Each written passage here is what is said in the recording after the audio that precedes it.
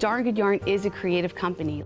We are fueled by this concept that business can be its own creative medium. And I think that's important for anyone who's creative. I think there's sometimes this like, oh, I'm creative, I can't be necessarily a business person. And I've seen that a lot. And you go like, no, you just have to kind of just change the way you're approaching things. You can be as creative as you want in business. That's where the really fun stuff starts to happen. My name is Nicole Snow, and I'm the founder and CEO of Darn Good Yarn. Darn Good Yarn is an e-commerce business located in Half Moon, New York. I started the business 11 years ago, and we were just named the fastest growing business in the capital region.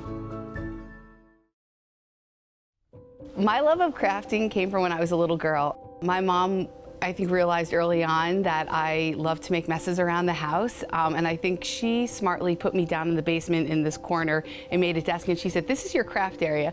And looking back as a mom now, I'm like, that was just smart parenting to keep all of my glitter in like one corner of the house.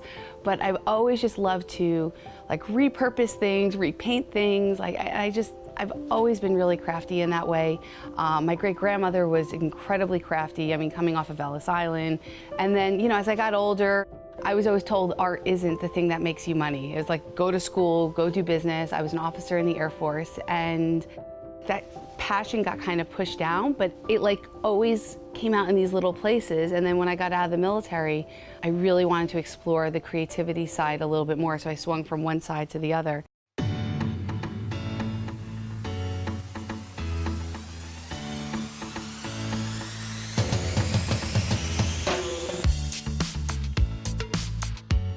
I started this business out of my guest bedroom in my house. I was living in California, and my husband's job was moving us all over the nation.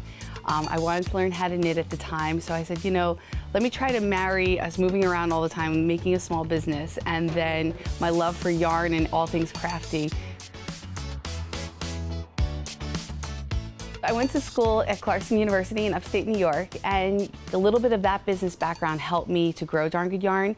I realized pretty quickly that while I'm a really creative person using like paints and metal and all that sort of weird mediums in that way and stuff I really have fun with, I can actually use that same creativity in business itself. And so the business itself became my new medium. And once I sort of figured that out, I went like, whoa, there's like a whole world here.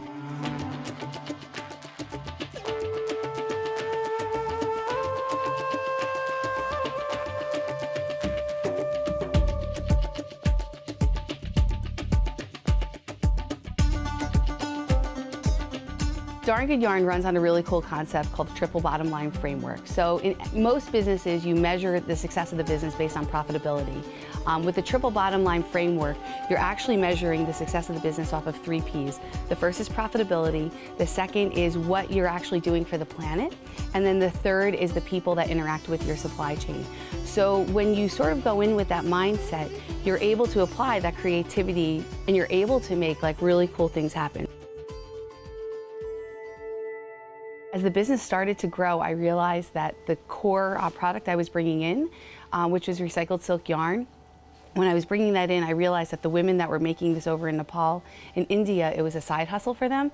So I said, man, I think I can like create a really cool, sustainable job for them where they can work from home, they can be with their children.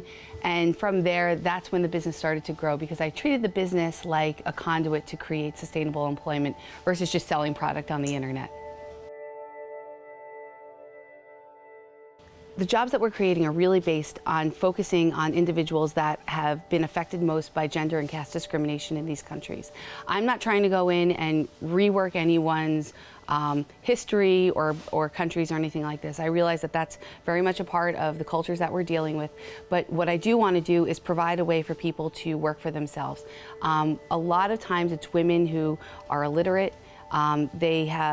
They usually have had an issue where their husband has gotten really sick or he can't work and provide for their families. So when you lose the main breadwinner, like that's a significant deal. And when you're dealing with this sort of caste discrimination, you're not dealing with the social safety nets like that we have in this country even to fall back on. So what I'm trying to do is create products that that need a lot of people working on them, even if they are low skill. And I believe that, and we're seeing progress of this, is that when you provide that skill, especially to women, that money is staying in the homes and it's being reinvested back into the next generation.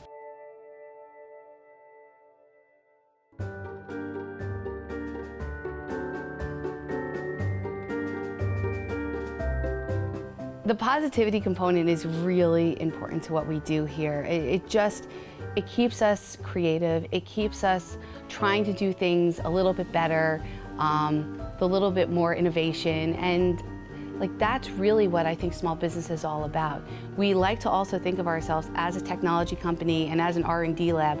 We let people go experiment and try something. If it doesn't work, it's no big deal.